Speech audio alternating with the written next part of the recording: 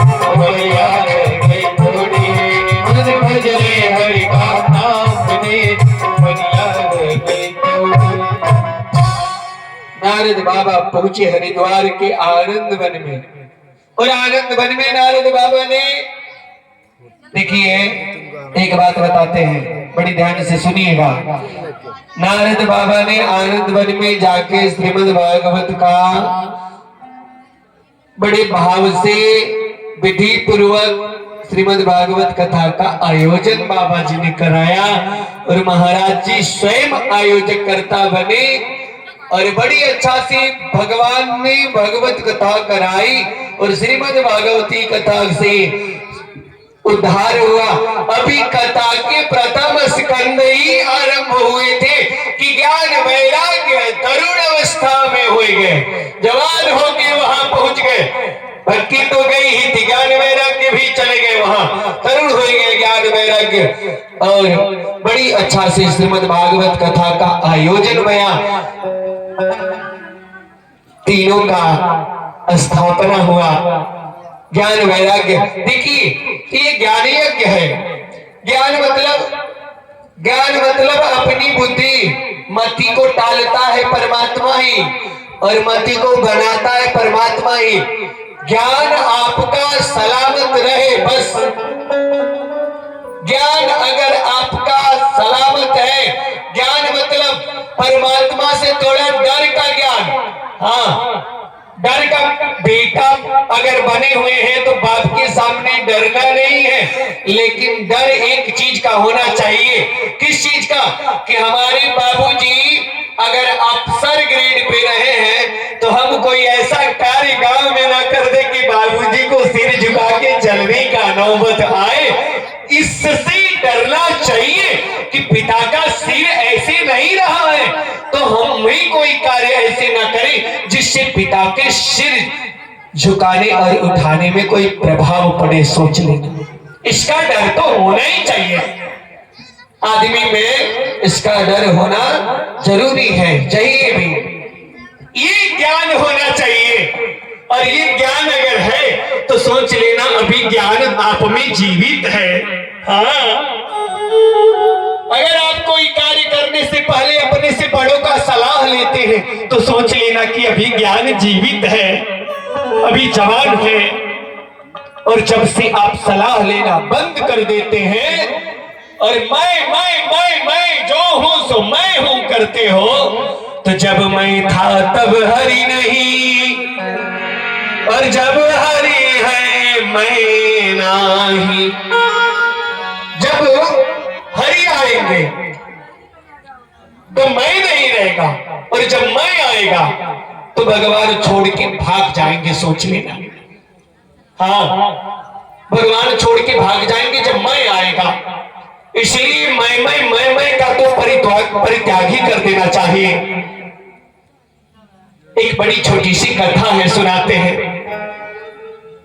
तुंगभद्रा नदी के किनारे एक विप्र देवता रहते थे, पंडित जी महाराज। नाम उनका क्या था? आत्मदेव जी महाराज।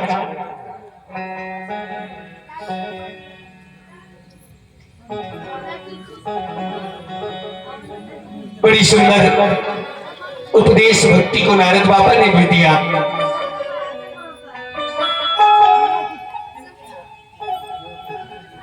भक्ति बार बार नारद बाबा के गुणगान करती हुई सदा विराजमान हो गई, सहृदय में विराजमान।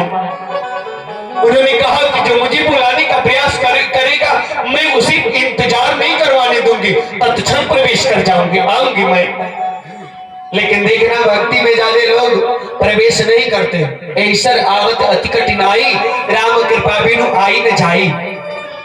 भगवान की कृपा के बिना आप यहाँ तक आ सकते हो, और न भगवान की कृपा हुए बिना यहाँ से जा सकते हो। एक बात बताएं, प्रथमे नर्जिता विद्या, द्वितीय नर्जिता धनम, तृतीय नर्जिता पुण्यम, चतुर्थम किम करिष्यति। आपसे इतना तो जरूर कहेंगे कि पहला पल आता है, बचपन जब आया है तो पढ़ लो। हाँ, पढ़ लो, अच्छा से पढ़ो। अब बुढ़ौती में सोचबा कि बाबा के नाम लिखवा दे स्कूल में, कस से कबूतर करने के लिए, तो इंटर के रिजल्ट निकलते निकलते बाबा का ज्वाइनिंग लेटर आ जाएगा ऊपर से। सोच लेना। तो ये नहीं हो सकता, ये हो नहीं सकता। प्रथमे निर्जिता विद्या, पहला पद में विद्या नहीं पढ़ा और जब उस समय निकल गया हाथ से तो क्या आएगा।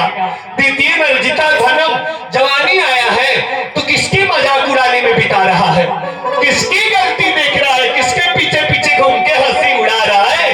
अब क्या कर रहा है तू, बटोर ले जो बटोरना चाहे, नहीं तो जवानी भी अगर निकल गई ना हाथ से तो बैठे बैठे पछताओगे, मिलेगा कुछ नहीं। सोचने कुछ नहीं मिलेगा, खाली बैठे बैठे पछताओगे। तृतीय निर्जिता पुण्यम, तीसरा पद आता है पुण्य करने के लिए। मैया लो बुढ़िया भाई, हाँ तीसरा पद आता है पुण्य करने के लिए। खूब आके परिक्रमा कैला, पूजा कैला, अनाथा मर जेबू तो पटोहिया हाथ धई के ना रोई, गोड़ धई के ना रोई, पेट धई के ना रोई, खाली मूड़ी धई के रोई या कनवा में आला टोई, बाकी दे दुनिया खोले।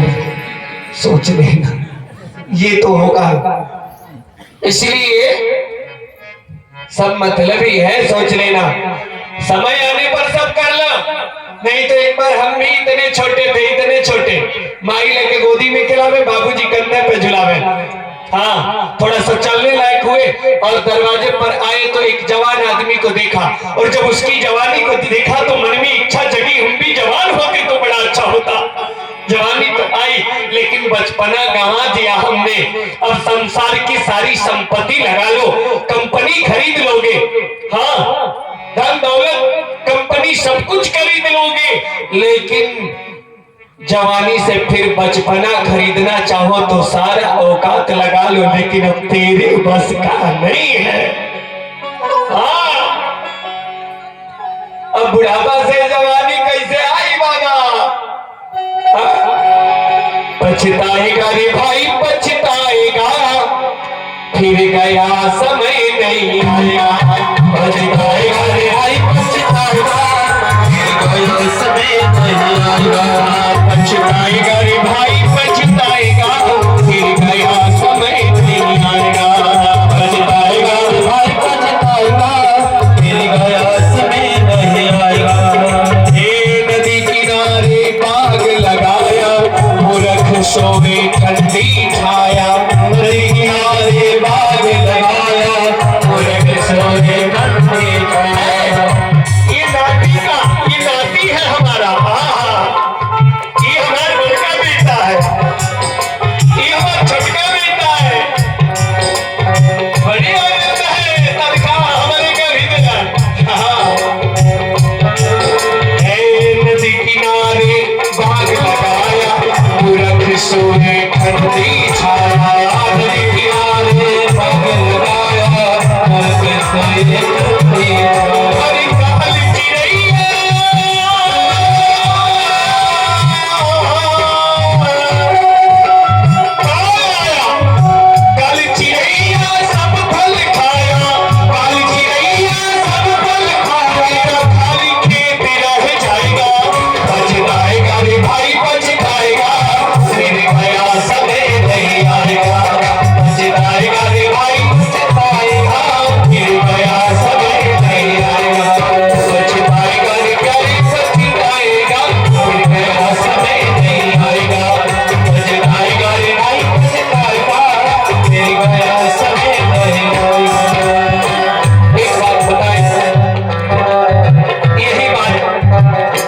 यही बात की पावन पवित्र कथा सुत जी महाराज सौनक आदि ऋषियों से सुना रहे हैं।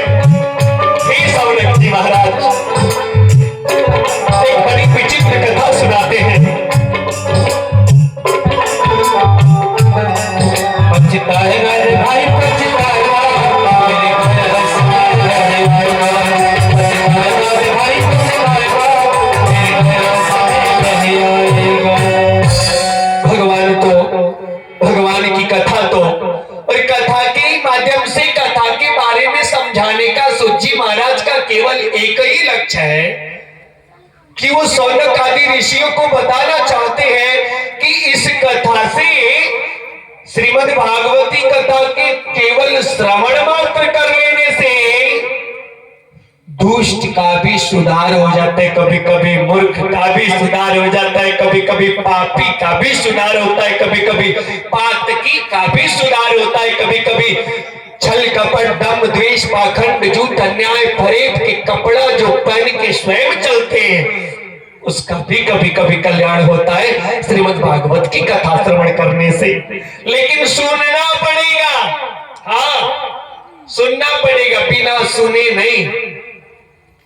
सुत जी महाराज ने बताया सुनना पड़ेगा। जिन हरि कथा सुनी नहीं कान, श्रवण रंग यही भवन समान। जिनके कान में परमात्मा की कथा नहीं जाती हो, बाबा जी ने कहा कि वो कान नहीं है, क्या है? बोले सांप का बिल है जो केवल विष को जगह दे सकता है, अमृत को जगह नहीं दे सकता। जो केवल शिकायत सुन सकता है, बड़ाई नहीं सुन सकता। जो केवल बुराई सुन सकता है, 1 घंटा खड़ा होकर परमात्मा की कथा नहीं सुन सकता, वो कान नहीं है। हाँ, वो सर्प का बिल है। श्रीमद्